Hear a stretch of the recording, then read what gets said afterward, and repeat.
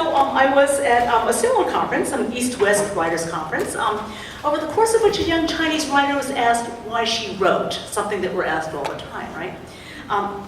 But to this question she answered, not to tell stories, or to bear witness, or to be in sacred communion with Jane Austen, but rather that she wrote because she did not like to go out, and thought that by writing novels she could make money and stay home. To which all I could think was, oi. But also, how was it that an Eastern writer could say such a thing?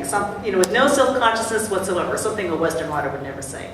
And that question, as it happened, dovetailed with another, which came up because my father had, as it happened at the age of 86, sat down to write a personal history about growing up in China.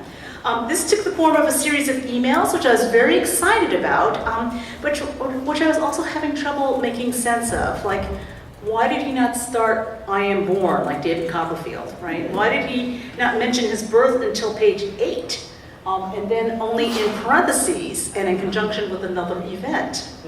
Like, what was that all about? I was thinking about these questions when I was asked to give a series of public lectures at Harvard, and in particular to consider doing an intellectual autobiography for them. And so was born my first nonfiction book. This is Tiger Writing, Art, Culture, and the Interdependent Self, and it certainly is about that. It's about East-West differences in self-construction, how these are reflected in art, and especially literature. It's a bit of a tricky subject, as culture is, of course, not a stable and bounded thing like an island, but a lot more, as anthropologist Clifford Geertz once said, like an octopus.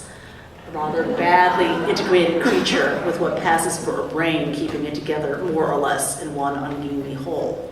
At the same time, questions like the one I had at the Writers' Conference did make me wonder if the East did not generally view individuality and originality the way that we do in the West. For example, witness this picture, which I took not long ago with some girls in Shanghai.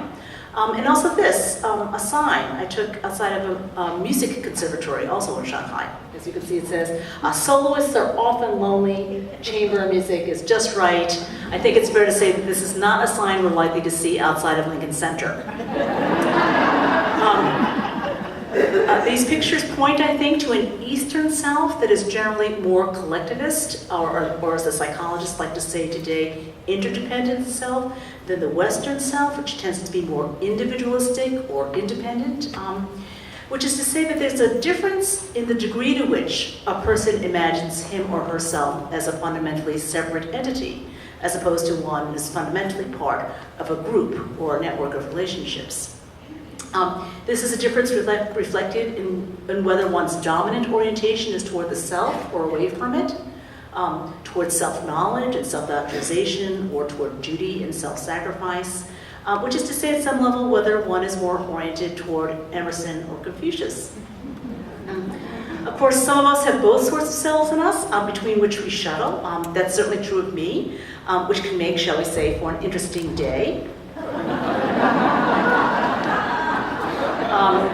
This basic cultural divide is embedded in a myriad of everyday practices. For example, I am, of course, accustomed to sharing bowls of food in the middle of the table, but I'm also accustomed to eating from my own individual plate,